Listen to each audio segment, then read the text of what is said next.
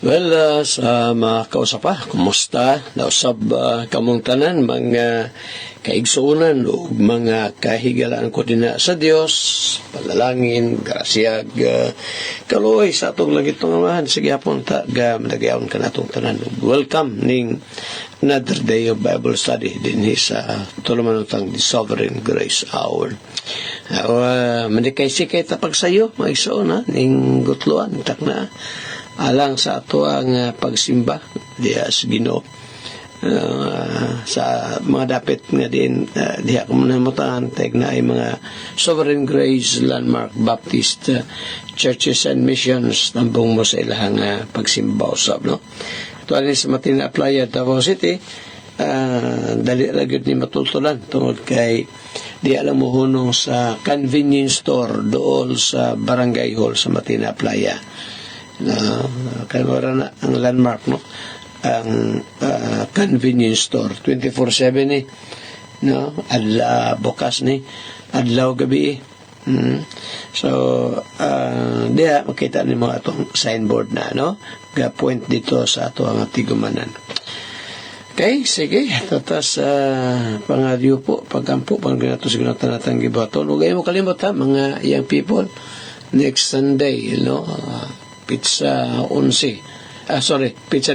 Next Sunday, ang iyong activity, no?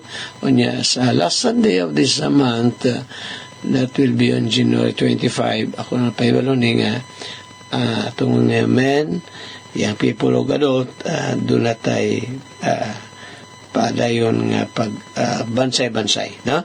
Training aron nga if ever mahibalutas unsaon paghimong gwali o niya sa atong mga doktrina, then sa mga members sa church pwede nang ma-send out nato, no? Para sa bulhaton what I mean is mapadala nga tos matag Domingo nga panibahon nato kay ato ning ampuan mag-igsoon nga kining sa barakatan, no? Sa barakatan anang mapadayon na ito ang bulaton din sa bisan sa pagsugod diya sa panimalay nila ni Sister Vicky, no? O ayop nga makasimba sila karong puntagan Gigi o nonong o sa kanana ang Mrs. Basino o usab, no? Ito niya panan magsoon ang bulaton din sa Davao del Norte, particularly din sa Kapalong area o sa uban pang mga lugar. Basta sa ato ng mga kaigsuunan din napita sa South Cotabato, na Brother Lando Marie. Kumusta ka na, Brother Lando? Ay kalimot, Brother Lando, ha? Nga karon ang umabot nga Abril 21 ang ato ang pagahimuon nga Bible Conference din sa Dakbayan sa Davao. O gatong pahibalodaan sa mga kaigsuunan nato, no? Din sa Kabisayan, sa Luzon, palikang Brother Ariel, usab din sa Mindanao, no? Nga ang atong Bible Conference April 21, doon na tayo registration nga marang gapon to sa una, no? Gamay lang nga gapon 290 man to sa una, no? 290 pesos o 280 ba to? Ako sa trabaho ng record, no? Gumawa na ito 290 kara, no? Ito ang record para sa ito ang umabot ng Bible Conference. Okay? Happy birthday sa anak nila ni RP o ni Mimi nga si Genesis Isaiah Allaha. Panabo ang mga bata nga sa ulog sa kasumaran siya adlaw na taon. Pila na ba ilibing, no? Ni Jean, no? Genesis. Okay, kamusta sa atong location sa US kang Chingwa, Amy, no? Ang best sa mga kabataan, mga apo, no? I hope numbers may palawas o labas na ng patalangin sa kinamusap nila ni Jeremy o kang Christy o kang Gigi. Sige, ang atong masahin, usubon ako, atong gihangyo, Brother Romel, karon nga buntag, no? O si Brother Arnel, sabang mabilin din sa itong mission sa New Bohol, no, di sa New Bohol, Bansalan. Kaya mato si Brother Romel sa Labon, Mil, kung baka lugar pa baka namil, din bitaw sa Kiblawaan, kaya totoo na po ning wa mabistahin niya itong mission rin sa Kiblawa, no, kung makaya pa sa oras. Okay. O dinis tagom, atong gayang si Brother Ranilo, no, na mo siya magdala sa panimbahon. Sa hapon na ang sa Dalisay Village, no? Wala akong gingon kailan yun na to og training sa itong mga men to kay masyurta sa mga magwawali. Sige, mag-ampota. Niyanasap kami among langit nonog may gugmaon nga Diyos pagdool sa imong mahal nga presensya. Aron nga o Diyos o Ginoo pasidunggan ug daygon. Pasalamatan ka namo sa imong padayong kamaayo, kamatinmanon. Thank you Lord, bisag pagani pusan sa maong Thanksgiving di sa mga mission sa gayin. O kung pagampo, nga pala yung panalangin ng bulaton, bisa pa din sa langan, sa pagka-mission. Hinapita sa kapalong Even Lord, kita kus pagampo, Brother Roldan, naginsina sa work na din siya nagadumala di sa laak. Panalaginan naman sa mga missions din sa Del Norte di Oro bisan pagani Lord sa Davao Oriental o usab ang Bible Seminar Ginoo karong umabot nga Sabado din sa Lupon. Ibisab ang mga kabataan sila Bimboy Charis Lemuel o Lord gapray ako again sa mga pagsimba karong adlaw. I-bless Ginoo ang mga kabataan, mga teachers nini, Evel Lord sa padayong funeral service nga ginahimo din iskalina sa kamatayon ni Tatay Marcino Gonzales. Wala ka mag-comfort sa family. O gusto Lord akong pagampo ng mga panalanginan ang pagdorsob na mo sa mga pulong this time. Maning pasalamat ka nimo, Evan Lord, panay kong gapray di ay pitong kayuhan ni Jane o salamat sa iyang pamilya sa pagani Brother Brother Ernie, Mrs. Baugbog, Evan Lord kang Orly o mga kabataan. Pero ikaw mag-bless Ginoo sa ubang magkaisang mo ang naasap balatian. Muna mapagampo, pasalamat ka nimo. Salamat po rin, Lord. Isa pa nga itugot mo, makabalik si Ma'am Ilvi Kasipli, tugot mo sila ni Sir Manny nga makatambong sa panibawon din sa church sa Matina Playa. Wala ka mag-bless nila, good health. Muna mapagampo ka nimo, mahal, pasalamat ka nimo, pagpanugyan. Sa ngalan ni Kristo nga mong ginagmaluwas. Even sa mga bata, again, nga si Genesis, Isaiah, Allah, marang si Anlong Natawhan, ang mga bata, mag-grow, waban siya maigsuon, magatubo, ginudia sa imura siya kaluoy, masave in your proper time. Sila nga mga kabataan ni RP o ni Mimi. I-bless ang mga plano nila, magtiayon. Sa ngalan ni Yesu Kristo, mana mong yapo, kiningatanan. Amen. Amen. Sige, maigsoon, atotas at padayong paghisgot din sa labiyaan na ito ni mapagturunan ni Ginoong Jesucristo diya sa iyang kaiglisyahan. But before that, sige, sa Book of Proverbs, chapter 15. Gahapon, no, itong gisigutan ng verse 30. Indot yung kayo. Ngayong padinin ni Solomon, the light of the eyes rejoices the heart. Ang kahayag sa mga mata nagahatag kalipay sa kasing-kasing. Mga isuon, no, blessed kahit ang mga doon ay maayong pananaw. Ako paso, gamitan mo ko eyeglasses. Mausap ako, no? Bisan pa sa high school ba ko, college, nag-eyeglasses na ko.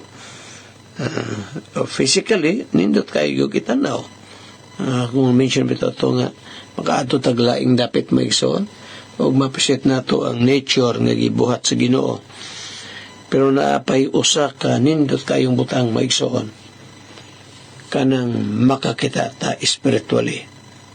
no? O manayong Apostle Paul then his book of in line sa itong ibasa ko na Proverbs 15 verse 30. Ingon ni Paul din his book of Ephesians unya sa chapter 1 ingon niya din his sugdanta pagbasa ang verse 15 kuning meditation for today. Epeso kapitulo 1 unya din na sa versikulo sagutas 15 versikulo 15 Paul said, "Wherefore I also after I heard of your faith in the Lord Jesus and love unto all the saints cease not to give thanks for you, making mention of you in my prayers." So si Apostle Paul, no, yung dalas pagampo ang mga katauhan sa Ginoo diha siya mga prayers.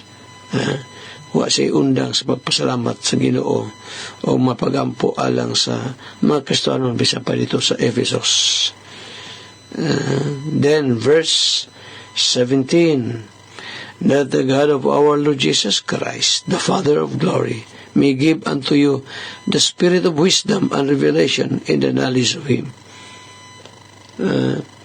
Si Paul rin mag-isang kasi mga mahimot ang mga dato materially dili kundi gimension ni Paul din ang kana bang revelation sa Ginoo mga pagpadayag ba mas mo na kong basa ingat din nga unta ang Diyos atong Ginoo sa Kristo ang may mayong umahan maghatag kanyo sa espiritus kaalam o sa pinadayag diya sa kahibalo mahitungod kaniya.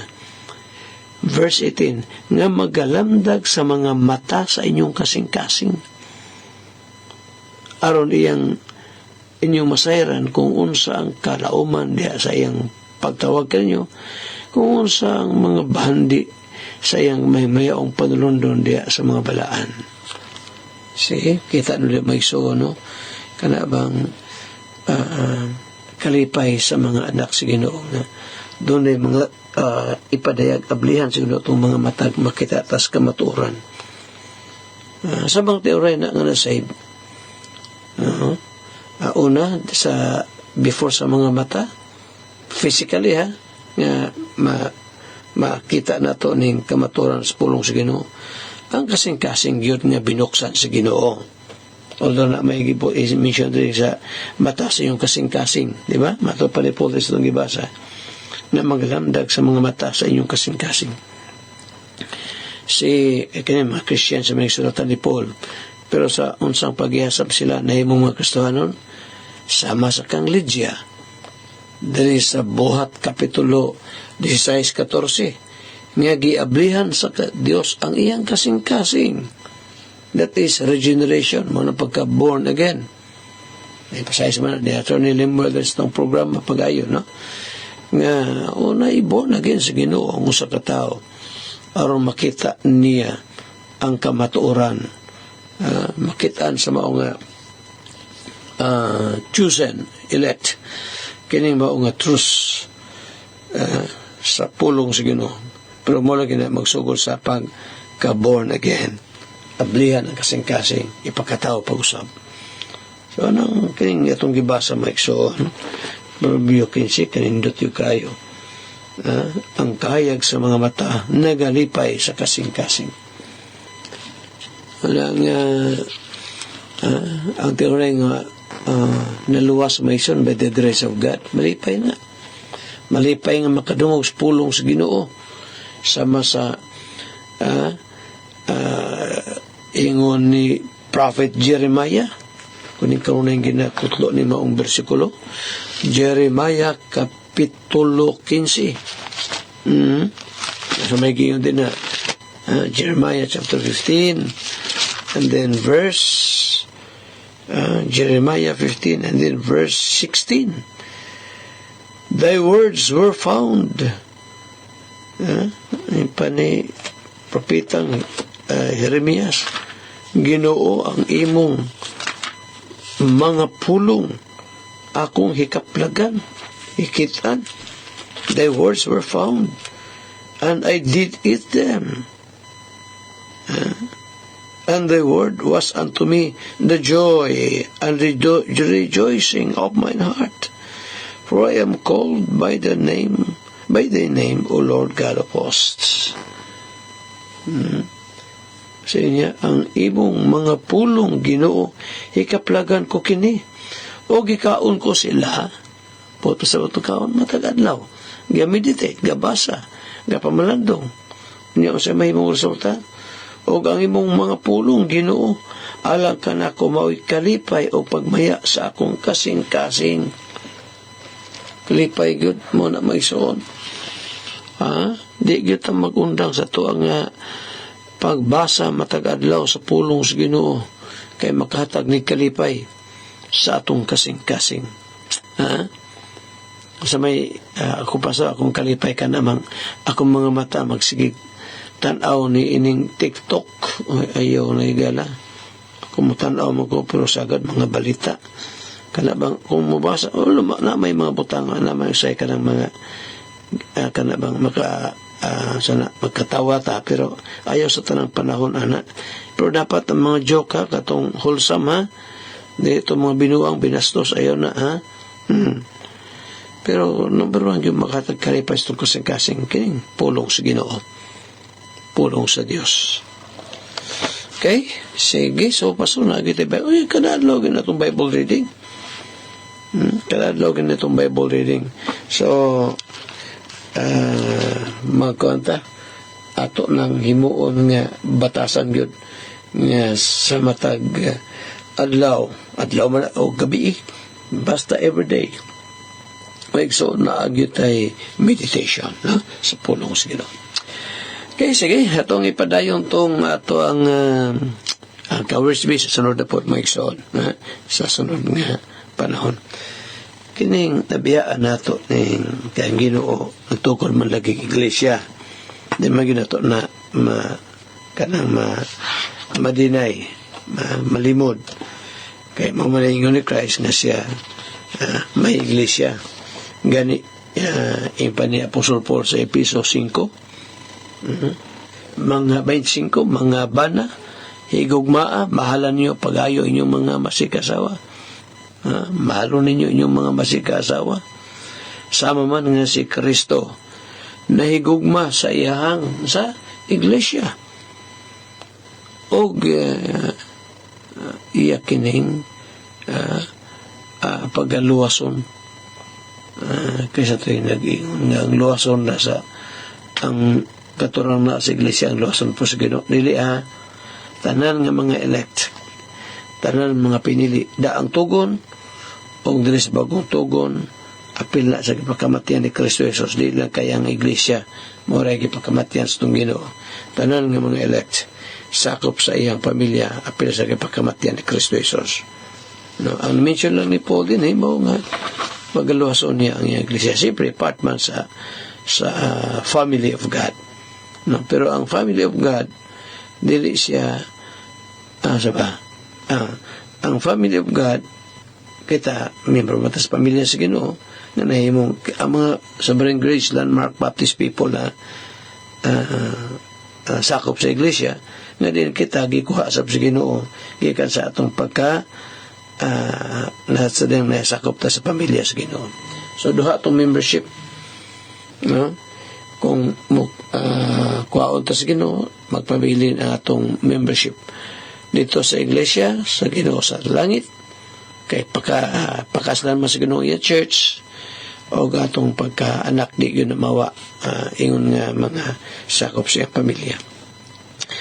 So ang iglesia ng Ginoo sa Kristo maigsoon atong nakita nga mao ni siya ang gibilan sa atong Ginoo dayon niya kayap sa iyang mga pagtulunan. Iyan ang mga gipangtudlo sa atong Ginoo during his personal ministry. Asa may verse anak pastor nga ang Ginoong Kristo nagatudlo nga doon na lamay usa ka matuod nga Dios. Gitudlo ni Kristo Jesus din ang usa ka matuod nga Dios una dre sa Deuteronomio. Yung anong abot pa Deuteronomio di pastor nga si si Christ nga dari mas bagong tugon. Ang mga sinulat ni Ginoong Kristo maigsoon mao na ang gipang ginatuhan o kanabang ang ginapropesya sa mga propeta sa daang tugon. Tawan nyo ang Lucas 24. Luke chapter 24. And then verse 44. Kamananig kabalaw sa itong Ginoo gikan sa mga minatay. Niya mo sakain na po siya balik sa langit. Ingon niya sa iyang mga tinunan. Lucas 24:44. And he said unto them, ito siyang church, these are the words which I spake unto you while I was yet with you. Mao kini ang mga pulong nga akong gikasulti kaninyo samtang ako uban pa kaninyo, that all things must be fulfilled which were written in the law of Moses and in the Psalms and in the prophets and in the Psalms concerning me. So katudi ang mga ginasulti sa daang tugon maigsoon, padayag sa Ginoo sa mga nagsulat sa Old Testament books, sa mga pagabuhaton o pagalitukon sa itong Ginoo. Ilan na itong giwali sa daang tugon. Mao na nga kini mga teachings ni Christ, yan yung gitudlo sa iyang kapanahunan. Usa niya na ang katuluan nga doon na lamay usa ka Dios. O muna itong nisugutan gahapon. Ang Biblia nagatudlo, gibili ni Christ nga there's only one God, usa ka Dios, nga din walay kinutuban. Nga yung pato ni David, tuwa siya sa langit na ang Ginoo, mahimo siya gigdanan sa impyerno na ang Ginoo. So bisan asa na ang Dios. Salmo 147, yung padinhin ni David sa verse 5. Guys ko tamay so na may tuod ni katuluan ni Ginoong Kristo, nibilin siya ng iglesia nga doon na lang may usa ka matuod nga Dios, dili daghan. 147 sa Psalm, and then verse 5, versikulo 5, ingon pa din great is our Lord and of great power, His understanding is infinite. Na kabantugan daw sa amo ang Ginoo, o hilabihan ka makagagahom, is of great power, o niya ang iyang kahibalo walay kinutuban. His understanding is infinite. Okay, niya pa ilaing pamatuod mo igsoon, mahitungo sa Dios. Di daghang Dios sa usara ang Ginoo nga nagbuhat sa tanang mga butang. Maalamon kayo, grabe yung wisdom ng Ginoo. Dili pag-describe ito ni Lucas, may tungkol sa wisdom sa Ginoo. Awan nyo mag-isa ng buhat 15 versikulo 18, 15 and then verse 18. Known unto God are all His works from the beginning of the world. Sayra na iyan na sunaw na sa Ginoo, nahibalo ang Diyos sa tanan niyang mga gibuhat sukat pas pagkatukod sa kalibutan. Yun na ka maalamon ang Ginoo, matuod nga Diyos, unya sovereign siya. Yung pa Salmo 115 versikulo 3, but our God is in the heavens, He hath done whatsoever He hath pleased. Himuon niya ang tanan nga makapahimuot niya. Kasi ngalan na pag ni Pastor, ang ngalan sa bugtong Diyos mao si Jehovah. Mao si Jehovah. The Jehovah of the Old Testament is the same Jehovah in the New Testament. So, usara ang Diyos. Sa daang tugon, padayak siya, dagang ngalan ang ipadayak, ang pagpadayak. Elohim, I am, jealous, Jehovah. Sa bagong tugon, ang Diyos sa daang tugon, padayak, kanito, mao si Ginoong Hesukristo. So, Diyos na si Kristo Pasos, oh yes, siya, usa ka matuod nga Diyos. Daghan ba yung pundok di mo ito sa pagka-Diyos ni Kristo.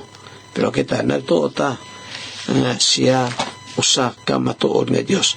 Matod pa ni Christ sa Juan 10:30, John 10 verse 30, I and my Father are one. Ako ang amahan usara. Unsang pagkausaha ang amahan og si Kristo, usa diha sa pagka-Diyos. Pero sa persona, managlahi ang persona sa amahan, sa anak o sa Espiritu Santo. Mabito na nga doon nahitabo nga covenant panagsabot tali sa amahan, sa anak o sa Espiritu Santo kung kinsa ang mukuha sa opisina sa pagka-Mesiyas o Misaya. O ang mikuha ana, wala lain kundi si Ginoong Hesukristo. Isaiah 42 versikulo 1, siya ang gitawag nga gipinili nga Mesiyas, chosen Messiah. Basa na to na din na sa book of Isaiah. Matay oras sa magson na Isaiah 42:1, no, sa na-mention ako na sa atong booklet sab nga doon na nung kaklaseng election, no. Kaya natin sa iyong pagpaminaw karon, wala pa ka magsatag kaluwasan ay misay, come to repentance. Unya saligan mo si Kristo as your Lord and personal Savior. Siya lamang higala, si Kristo lang ang makaluwas kanimo. Again, kung ikaw o pagkaangkog kaluwasan, ang Ginoo nagasultihan na inusulan niyo masala o tumok ka mo sa mahimpalita. Handurugma, samangtak na o sa samoisasyon inyong hilaan diskanginan Andres Atop Jr. o Atty. Lemon Atop. Manamilit kami magayon ng Diyos, magapanalangin kanatong tanan. Daghang salamat.